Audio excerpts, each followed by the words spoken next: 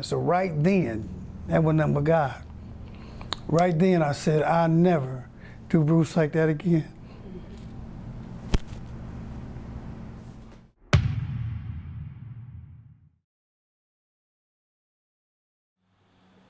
Growing up in Middletown, Ohio, like the 70s to the 80s, it was like a village, family-oriented city. Everybody was hands-on with everybody's kid. We stayed and played outside.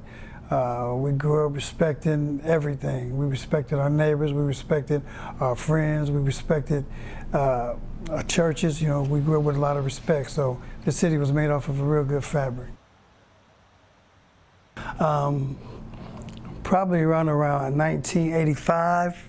I graduated in 84, so right around 1985, 86, that's when I noticed that, you know, things had changed and the world was changing. When I was in high school, there was no such thing as us doing powder cocaine or nothing like that. Okay. We drank rose wine, we drank wine, okay, and we smoked weed. Okay. That was it. Anything else was, you know, we never even, you know, fathomed doing it. You know what I'm saying? As a matter of fact, we never even had guns. If you carried a knife, you was considered, you know, he's dangerous. Yeah, he's dangerous. So, you know, life was pretty much still innocent. As far as that, in that aspect. I noticed a change, you know, when I came home from the Navy in into 85, early 86. 86 is when crack hit. Mm-hmm.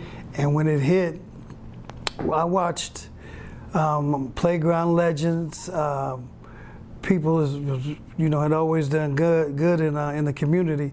I watched some of those people fall prey to this drug.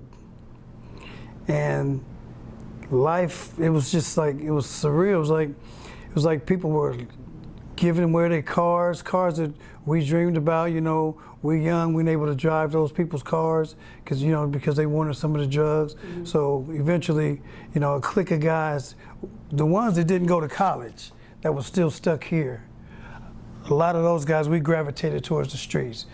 You know, so we were already drinking and smoking, so it didn't take much to gravitate to the streets. And so a few of us started selling drugs.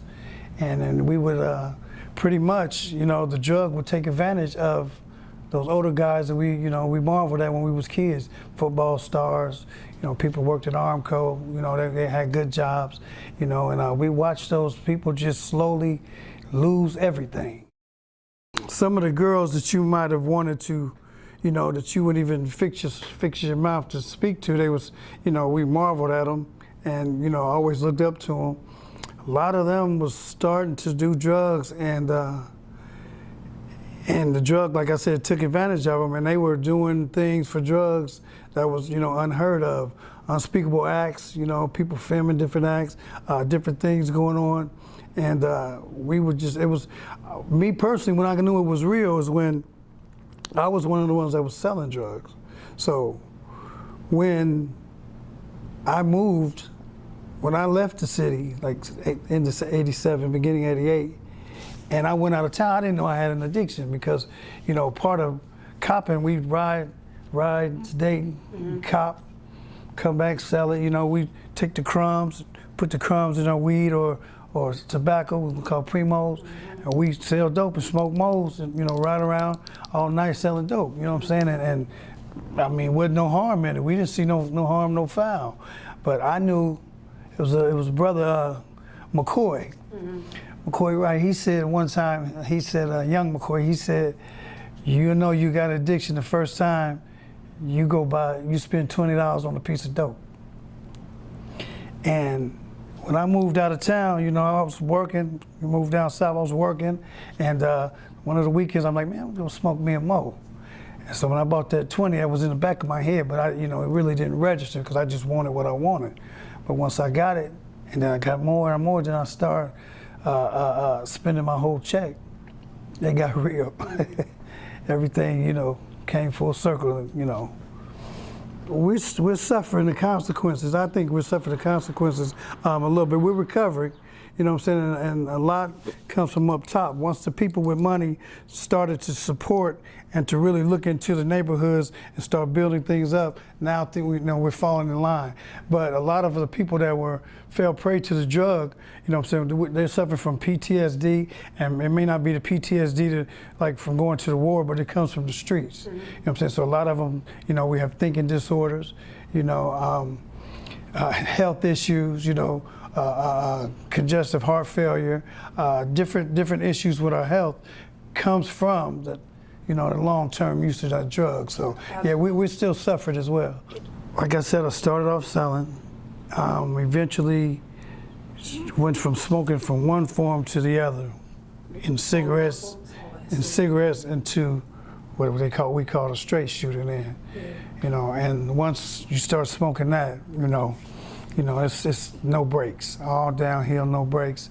And it would carry over into like me, I had a marriage, and I took my first wife through, she seen it all, she went through it with me, you know what I'm saying? And you're losing jobs, you robbing Peter to pay Paul, and then you even get to the point where you get to selling things out of your house. And one thing is, no matter where you at, you know right from wrong.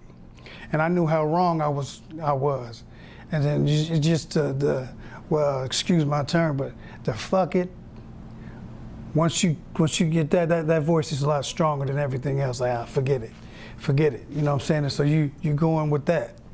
And once you start doing that, you know what I'm saying, pretty much you're not conscious to nobody else's feelings, nothing. It's just all about the drug. Even to this day, I've been clean since 2004, 17 years, hadn't touched nothing.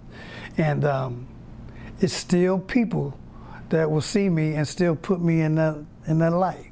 You know what I'm saying? But nowadays, I know I've learned how to think correctly, and they don't matter. You know what I'm saying? I know who I am. As long as you know who you are, in the world and in Christ, who you are, then it doesn't matter. So, but yeah, I lost some friends. That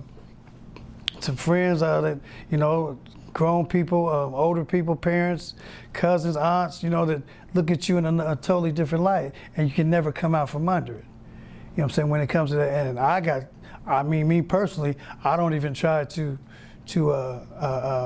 change their minds. You know what I'm saying? What it does is makes me want to do more for myself and be better. You know what I'm saying? So it drives me. But yeah, I lost. You lose a lot of friends, a lot of respect.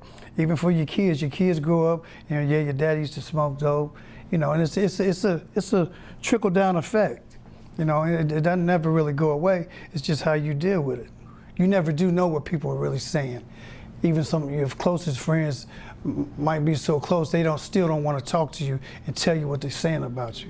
You feel me? You know what I'm saying? So you pretty much you figure things out, and then you gravitate to what's good for you. That's what worked for me. My bottom, oh my goodness, man. I don't want to get too personal, but this is my testimony. My bottom, I went to 5 different rehabs.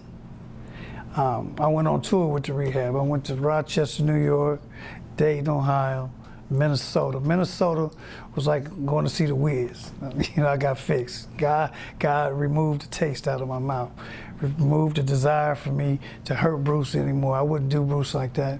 All those 5 rehabs, I was picking up things that was sticking. So, it's always God. Like you hear him say, Godspeed. It's God's time. And when God decides, okay, that's enough. Okay, come on up out of there. You know what I'm saying? And so, the last one when I went to Minnesota, it was at the Salvation Army. A lot of people from this area went, and it worked for a lot of people. I was one of the first ones that went. And once I got there, went through you got people from all over, different parts of New York, Chicago, just, so, once you get to seeing how people really living. And me, I had done so much. I had stolen my mom's jewelry, did some crazy stuff, just some stuff. And hey man, living with that degradation and living with what you've done, you take a look at yourself. Yeah, you take a real good hard look at yourself. So I can recall one particular moment. when I went to Minnesota, and they give, we go to Salvation Army and we get clothes, and they dress us up and we get to go out and they tell you to take yourself out. So that's the first real test. You get $40, go take yourself out to eat in a movie. And so I went out there, I'm clean now. When I'm right, I'm right. I'm saying, like I'm right today. So, so I got my weight back, got clean, and I was walking downtown, and they were saying, "Hey, sir, yes, sir," and open the door for me, and sir. And I'm like, man, these people, they didn't treat me as no dope fiend. They treated me for the gentleman that I appeared to be. And so right then, that was nothing but God. Right then, I said, I'll never do Bruce like that again. Yeah. I've known God and the Holy Spirit. I was raised in the church, you know what I'm saying? So I was raised also from a kid. We was born into the game. We saw mounds of brown, powder brown and white.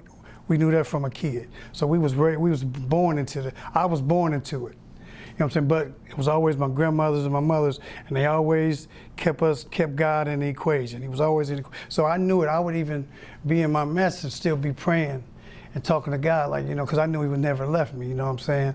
I knew his presence was always there. And as the word says, he'll be there. Even if you make your bed up in hell, his presence will be there. So, and he was always there. And I always felt the tug and the pull. And,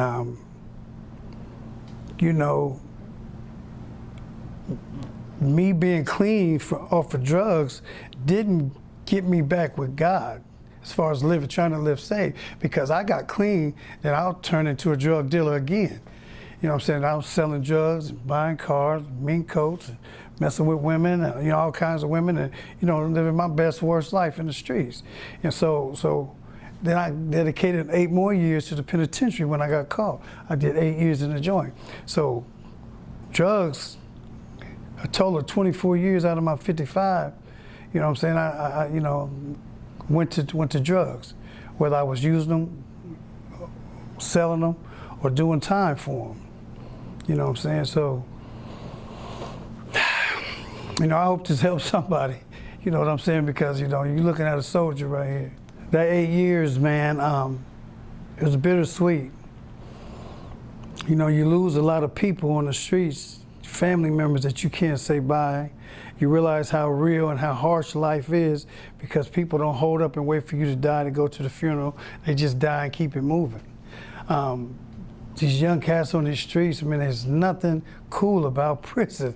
I don't know, y'all can't wait to get in there. I don't understand it. There's no drinking, hooch. There's no women in there. There's nowhere to floss. It's a bunch of stinking guys. If you ain't gay all over the place. It's like the left wing to hell. The stench in there, the way they treat you, the way these people talk. Is somebody angry? I don't care how tough you are. Somebody in there want to beat you up. It don't matter. It's a very intense environment. I don't know how one could get used to it. Personally, I don't. If it wasn't for the grace of God, I wouldn't, and to get out of there with my right mind, because I've seen so much death, people getting stabbed and killed, people jumping off the real building and dying, people just dying from going in with a cold, and the next thing you know, they're carrying them out and bearing them out back. It's a very harsh way to live, and I don't know why these dudes act like they don't mind going. My message to the person that's using or selling drugs, it's more obvious now. This is no-win situation. To my people here in my city or all over, if you're selling drugs, and the money's good, but everything that's attached to it is no good. You're going to jail soon. You're about to get robbed, and you might get killed. One of the three is going to happen sooner than later. You know what I'm saying? So the part that's bad is that a lot of guys my age and 10 years younger is that we never learned any more skills or trades. So all we knew was drugs. And so we think that we're not adequate enough to get out in the world. Absolutely. And live. But you're so wrong. If you can sell drugs, you can fly a plane. If you can worry about the police, going to cop, the police, your girl stealing from you, the snitches telling on you, the dude you copping from. If you can multitask to do all this, there's nothing that you can't do. There's nothing you can't do. You know, you're selling yourself short. And trust me, just step out on faith and it will work out for you. I'm living evidence. It will work out for you. You take one step, God will take two.